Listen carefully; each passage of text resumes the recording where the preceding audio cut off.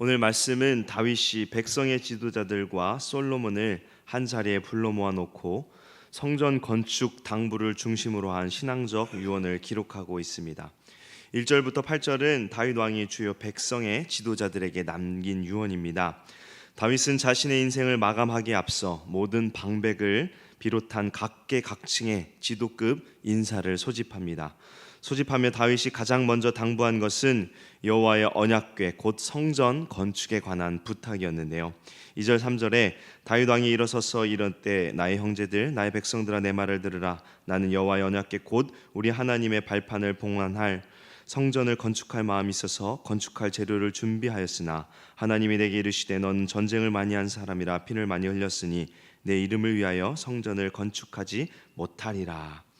다윗은 성전을 건축하고자 했지만 3절의 말씀처럼 피를 많이 흘렸기에 성전 건축 계획이 하나님으로부터 거절당했다고 말씀합니다. 유일하게 하나님께 다윗이 거절당한 것인데요. 그러나 다윗은 이러한 하나님의 거절 속에 하나님의 더 큰 섭리가 있음을 깨달았습니다. 그렇게 다윗은 4절부터 6절에 거룩하신 하나님의 큰 뜻을 백성의 지도자들에게 설명합니다. 하나님께서 유다 지파를 택하시고 아버지 이새를 택하시고 다윗을 온 이스라엘의 왕으로 삼으셨으며 이제 아들 중에 아들 솔로몬을 택하사 그로 하나님의 성전을 건축하게 하실 것이다. 다윗에게 주신 하나님의 약속, 그 약속을 믿었기에 이제 죽음을 앞둔 다윗은 나라의 지도자들에게 아들 솔로몬을 도와 함께 성전을 건축하며 하나님을 온전히 섬기도록 당부합니다. 다윗은 백성의 지도자들에게 7절에 계명과 법도를 힘써 준행하라고 부탁합니다. 왜냐하면 그와 같이 해야만 이스라엘이 견고하게 되기 때문입니다. 국가가 잘 되는 첫걸음이 무엇일까요? 다윗은 하나님을 경외하는 것이라고 말합니다. 세상의 훌륭한 학문과 과학기술, 군사 발전이 강대국을 만드는 비결이 아니라 하나님의 모든 계명을 순종하는 것, 이것이야말로 아름다운 땅을 누리고 후손에게 끼쳐 영원한 기업이 되게 하는 것입니다. 우리나라의 상황은 어떻습니까? 전보다 더 경제적으로 살기 어렵고 또 빈부격차가 극대화되어 가며 서로를 신뢰하지 못하는 지경에 이르렀습니다. 또 밖으로는 중국과 일본, 미국 등의 강대국의 압박에 시달리고 있습니다. 이같이 나라가 안팎으로 몰락해 가고 있는 이유가 무엇일까요? 그것은 나라의 지도자들이 하나님을 경외하는 것에서 더 멀리 떠났기 때문입니다. 그들은 도리어 하나님을 대적하며 대한민국을 죄의 구렁텅이에 몰아넣고자 합니다. 더 살기 좋은 대한민국을 만들어 보겠다고 말은 하지만 현실은 더욱 참담합니다. 이스라엘을 강대국으로 만들었던 다윗은 8절 말씀에 이 땅이 아름다운 땅이 되고 후손에게 영원한 기업이 되도록 하는 비결이 여호와의 모든 계명을 지키는 것이라고 말합니다. 우리나라가 다시 살기 좋은 나라로 회복되려면 어떻게 해야 될까요? 나라의 지도자들이 하나님을 경외하며 하나님의 공의가 드러나는 정치를 해야만 합니다. 그래서 우리는 나라의 지도자들을 위해 기도해야 합니다. 나라의 지도자들이 하나님을 경외하도록 하나님의 공의와 질서가 드러나는 정치를 하도록 우리가 기도해야 합니다. 이 나라를 위해서 누가 기도하겠습니까? 교회가 깨어 기도해야 합니다.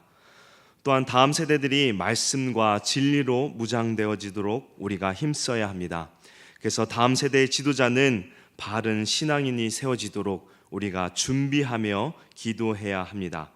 요셉처럼 다니엘처럼 하나님을 바르게 섬기고자 힘쓰는 이들이 나라의 지도자들이 되도록 다음 세대를 위하여 기도하며 말씀을 가르치는 일에 힘쓰는 우리 모두 되기를 바랍니다. 9절부터 21절은 솔로몬에게 남기는 유언입니다. 다윗은 무엇보다 아들 솔로몬에게 이렇게 당부합니다. 9절인데요. 우리 9절 말씀 함께 읽겠습니다. 9절입니다. 내 아들 솔로몬아, 너는 내 아버지의 하나님을 알고 온전한 마음과 기쁜 뜻으로 섬길지어다. 여호와께서는 모든 마음을 감찰하사 모든 의도를 아시나니 내가 만일 그를 찾으면 만날 것이요 만일 내가 그를 버리면 그가 너를 영원히 버리시리라. 다윗은 솔로몬에게 내 아버지의 하나님을 알라고 말합니다. 다윗은 숱한 전쟁과 또 정치적 위협의 상황 속에서 하나님의 인도하심을 깊이 깨달은 자입니다. 어디에 있든지 하나님의 지팡이와 막대기가 지켜 보호하여 주었음을 체험한 하나님의 사람입니다. 이제 다윗은 솔로몬에게 너는 내 아들로서 누구보다 가까이에 나와 동행하시던 이 하나님이 어떠한 분이심을 보고 들었으니 너 또한 나와 같이 평생 하나님을 쫓고 섬김에 있어 소홀함이 없도록 하라고, 하나님을 알기에 힘쓰라고 당부하고 있습니다. 우리들도 다윗처럼 바른 신앙을 물려주기 위해 최선을 다하는 삶을 살아야 합니다. 다윗은 9절부터 21절까지 오직 하나님을 경외하는 일에 힘쓰도록 부탁하고 있습니다. 주의 성전을 건축하기 위하여 힘을 다하며 제사장들과 레위 사람들과 성전에서 섬기는 모든 일에 관하여 열심을 다하며 하나님을 섬기는 삶이 최우선의 삶이 되도록 다윗은 유언합니다. 다윗은 하나님께서 허락하신 모든 복이 자신의 능력에서, 자신의 지혜에서 나온 것이 아니라 말씀에 순종함으로 얻어진 결과라는 것을 분명히 알았습니다. 삶 속에서 그것을 깊이 체험한 것입니다.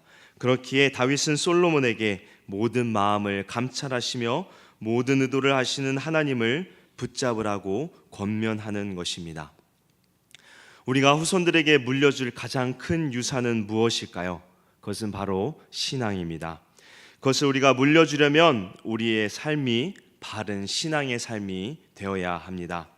우리가 온전한 마음과 기쁜 뜻으로 하나님을 섬기며 순종해야만 우리를 지켜본 우리의 자녀들이 우리가 아는 하나님을 알기 위해 힘쓸 것입니다. 그러므로 우리는 우리의 자녀들에게 세상의 그 어떤 것을 물려주기 전에 먼저 살아있는 바른 신앙을 물려주기 위해 최선을 다해야 합니다. 그리고 이를 위해서 우리는 먼저 우리 자신부터 자녀들 보기에 부끄럽지 않은 그리스도인의 삶을 살아감과 동시에 하나님의 말씀을 부지런히 가르치도록 힘써야 할 것입니다. 그리하여 우리의 자녀들이 바른 신앙을 통하여 평생 생명의 길을 떠나지 아니하고 경건한 주의 자녀로 위대한 구원의 역사를 일으키는 삶을 살도록 힘쓰는 우리 모두 되기를 주님의 이름으로 축원합니다. 마지막으로 다윗은 솔로몬을 하나님께서 택하신 이유에 대하여 10절에 그런즉 이제 너는 삼갈지어다 여호와께서 너를 택하여 성전의 건물을 건축하게 하셨으니 힘써 행할지니라 라고 말합니다.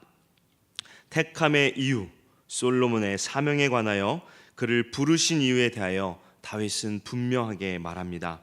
성전의 건물을 건축하기 위하여 솔로몬을 선택하였음을 다윗은 알았고 솔로몬에게 가르친 것입니다. 우리 또한 우리가 왜 그리스도의 몸의 지체로 부름받은 존재인지를 바르게 알아야 합니다. 우리를 향한 하나님의 뜻을 우리가 바르게 깨달았을 때 우리는 비로소 하나님의 크신 섭리를 인정하며 자신의 욕심을 내려놓고 하나님의 뜻을 쫓아가게 됩니다.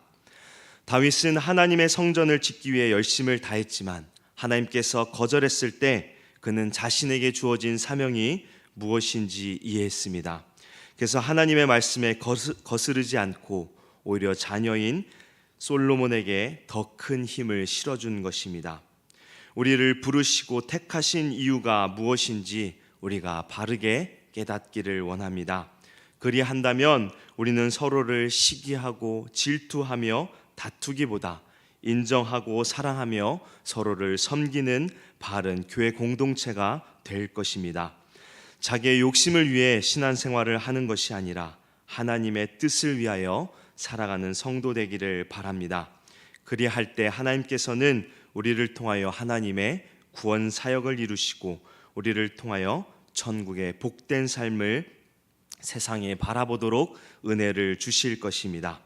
성경의 위대한 인물들처럼 하나님의 구속사에 아름다운 족적을 남기고 장차 천국에서도 영원히 쇠하지 않고 영광과 축복을 누리는 복된 성도 되기를 주님의 이름으로 축원합니다. 함께 기도하겠습니다.